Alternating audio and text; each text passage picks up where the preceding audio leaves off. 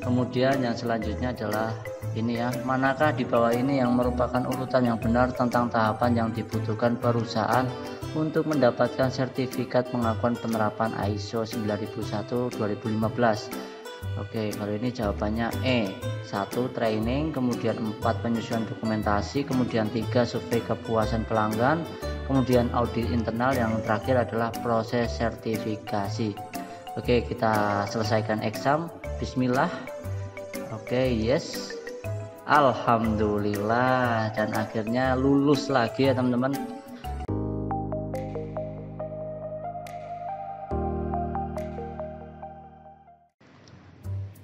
Assalamualaikum warahmatullahi wabarakatuh. Selamat datang di channel Pejuang Karyawan. Nah, setelah sebelumnya saya menyelesaikan menonton video tentang sejarah, manfaat, dan tahapan penerapan ISO 9001 selama 9 menit, untuk selanjutnya saya akan menonton lagi, yaitu tentang prinsip-prinsip dan konsep PDCA ISO 9001. Nah, di sini video yang ini berdurasi sekitar 7 menit ya. Setelah menonton ini baru kita menjawab soal-soal yang diberikan oleh Skill Academy. Maka dari itu kita tonton sampai selesai dulu. Oke, kita play videonya.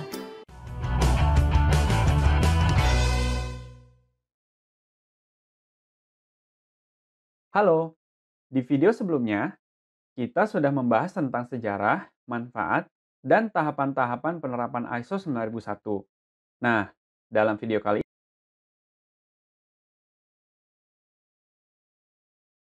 ini kita akan mempelajari prinsip-prinsip dan konsep PDCA atau Plan, Do, Check, Action dalam penerapan Sistem Manajemen Mutu ISO 9001 versi 2015. ISO 9001 versi 2015 atau Standar Sistem Manajemen Mutu memiliki 7 prinsip yang mendasari penerapannya. 7 prinsip ini tertulis dalam standar ISO 9001 itu sendiri. Prinsip yang pertama yaitu Customer Focus. Dasar dari penerapan ISO 9001 adalah respon pelanggan. Jika pelanggan memberikan persyaratan tentang suatu produk atau jasa, maka suatu perusahaan yang menerapkan ISO 9001 wajib mengutamakan dan menyesuaikannya. Dengan demikian, produk atau jasa dan manajemen perusahaan diharapkan terus berkembang berdasarkan permintaan pasar atau pelanggan. Prinsip yang kedua adalah kepemimpinan atau leadership. ISO 9001 mengharuskan adanya kesatuan tujuan dan arah yang ditetapkan oleh pemimpin. Hal ini dilakukan untuk menciptakan kinerja yang efektif dan efisien untuk mencapai tujuan tersebut. ISO 9001 fokus dalam penyusunan, cara penyampaian, proses internalisasi, dan realisasi dari tujuan yang ditetapkan oleh pemimpin. Kemudian, pemimpin juga berkewajiban untuk menyediakan segala sumber daya yang dibutuhkan untuk mencapai tujuan tersebut. Selanjutnya, prinsip yang ketiga adalah pelibatan orang. Suatu sistem yang berjalan tanpa memperhatikan keterlibatan tim secara keseluruhan akan menjadi rapuh dan tidak berkesinambungan. Sebab, orang yang tidak dilibatkan tidak akan paham dan peduli dengan keberlangsungan sistem. Maka, proses pelibatan orang ini menjadi penting untuk membuat sistem yang berkesinambungan. Lalu, prinsip yang keempat adalah pendekatan proses. Setiap bisnis terdiri dari beberapa proses yang berlangsung. Setiap proses memiliki input dan output yang saling berhubungan. ISO 9001 menuntut perusahaan dan SDM yang terlibat untuk memahami dan mendalami setiap proses yang ada, sehingga kita dapat segera menemukan akar masalah jika suatu kendala terjadi dan dapat menentukan key success factor untuk mengulang pencapaian prestasi. Prinsip kelima adalah perbaikan berkelanjutan atau continuous improvement. Fokus utama penerapan ISO 9001 adalah perbaikan berkelanjutan atau continuous improvement. Segala aspek dalam penerapan sistem manajemen mutu adalah upaya untuk memastikan tercapainya perbaikan berkelanjutan. Prinsip keenam adalah pengambilan keputusan berdasarkan bukti atau evidence-based decision making. Menjadi penting untuk memastikan bahwa bukti kinerja operasional tersedia dalam rangka memastikan pengambilan keputusan dilakukan dengan dasar yang kuat. Dan prinsip yang terakhir atau ketujuh adalah manajemen hubungan atau relationship management. Untuk menjaga kinerja secara berkesinambungan, organisasi atau perusahaan harus mengatur hubungannya dengan para pihak yang berkepentingan terhadap berlangsungnya sistem yang baik dalam perusahaan. Contohnya, customer, supplier, bahkan pemerintah. Nah, prinsip-prinsip tadi adalah fokus-fokus utama yang menjadi arah penerapan ISO 9001. Namun, bagaimana dengan cara kerja ISO 9001 secara umum? ISO 9001 bekerja dengan mengikuti siklus Deming atau siklus manajemen yang dibuat oleh William Edwards Deming. Siklus ini sering kita kenal juga dengan siklus PDCA atau Plan, Do, Check, Action. Menjadi suatu keharusan bagi kamu untuk paham dengan baik tentang siklus PDCA ini. Tahap yang pertama adalah plan atau perencanaan. Di tahap ini, perusahaan menetapkan tujuan penerapan sistem, proses-proses yang terlibat, kebijakan, risiko-risiko yang akan terjadi, serta cara mengendalikan risiko tersebut. Kemudian, tahap kedua yaitu do atau pelaksanaan. Ini adalah tahap implementasi dari apa yang sudah kita rencanakan di tahap perencanaan. Selanjutnya, tahap ketiga yaitu check atau pemeriksaan terhadap hasil do atau implementasi di atas. Dalam tahap ini, dilakukan pengukuran, pemantauan, dan evaluasi terhadap kesesuaian implementasi sistem dengan rencana. Dan tahap yang terakhir atau keempat yaitu action. Tahap ini berisi kegiatan untuk memperbaiki atau mengembangkan sistem organisasi berdasarkan hasil evaluasi yang didapat dari tahapan cek, sebelum akhirnya kembali ke tahapan perencanaan. Yang harus diperhatikan dari siklus PDCA di ISO 9001 ini adalah setiap tahapan atau fase siklus mencerminkan persyaratan-persyaratan dalam ISO 9001. Misalkan, dalam fase plan, ISO 9001, kita harus melakukan identifikasi terhadap risiko dan peluang, serta menetapkan sasaran mutu.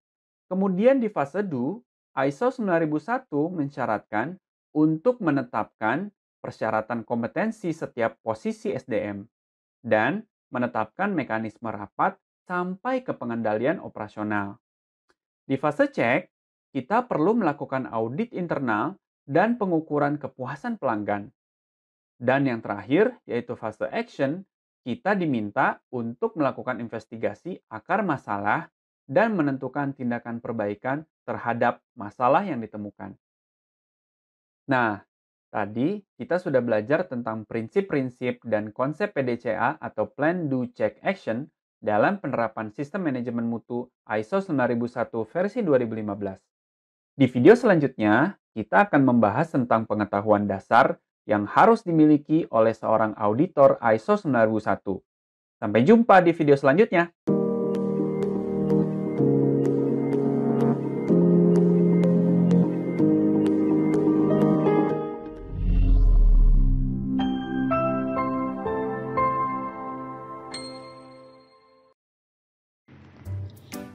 Nah, itu tadi video penjelasan tentang prinsip-prinsip dan konsep PDCA ISO 9001 yang durasinya sekitar 7 menit. Setelah melihat semua video ini, dua video ini ya, selanjutnya kita akan menjawab soal-soal yang diberikan oleh Skill Academy.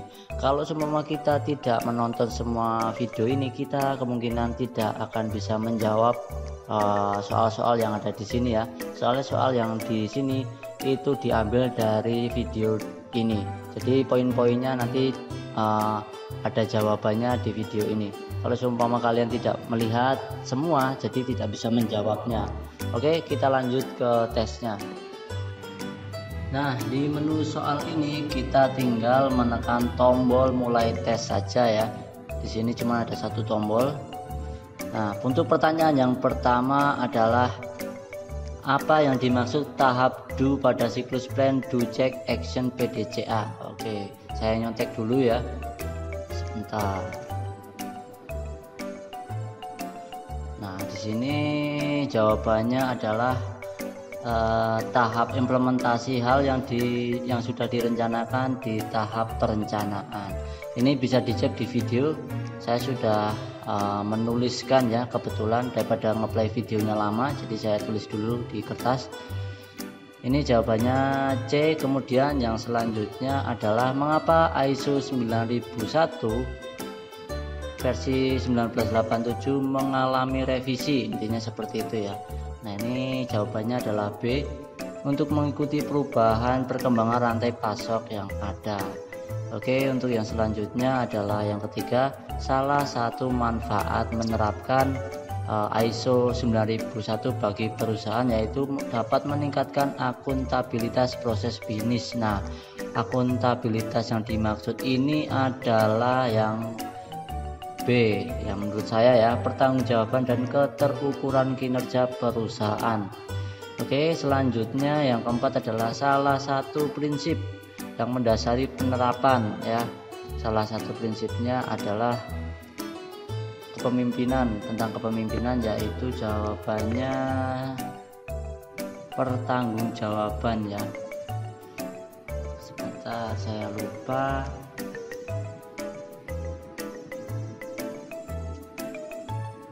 Ini adalah jawabannya A. ISO mengharuskan adanya kesatuan tujuan dan arah yang ditetapkan oleh pemimpin. Oke, kita next. Kemudian yang selanjutnya adalah ini ya, manakah di bawah ini yang merupakan urutan yang benar tentang tahapan yang dibutuhkan perusahaan untuk mendapatkan sertifikat pengakuan penerapan ISO 9001-2015. Oke, kalau ini jawabannya E. 1. Training, kemudian 4. Penyusunan dokumentasi, kemudian 3. Survei kepuasan pelanggan, kemudian audit internal, yang terakhir adalah proses sertifikasi. Oke, kita selesaikan exam. Bismillah. Oke, yes. Alhamdulillah, dan akhirnya lulus lagi ya teman-teman. Oke, untuk menyelesaikan yang selanjutnya kita pilih yang lanjut belajar. Nah, untuk video selanjutnya ini tentang pengetahuan dasar auditor ISO, ini bisa kalian lihat di video part 3 selanjutnya. Oke, kalau saya bahas semua nanti tambah panjang videonya, jadi saya potong-potong. Soalnya ini ada 13 menit, jadi lumayan panjang. Mungkin itu saja untuk pembahasan video yang kedua ini tentang dasar-dasar ISO 9001. Jangan lupa kalian pantau terus di channel Pejuang Karyawan. Di situ nanti saya akan update tentang video yang selanjutnya. Terima kasih. Wassalamualaikum warahmatullahi wabarakatuh.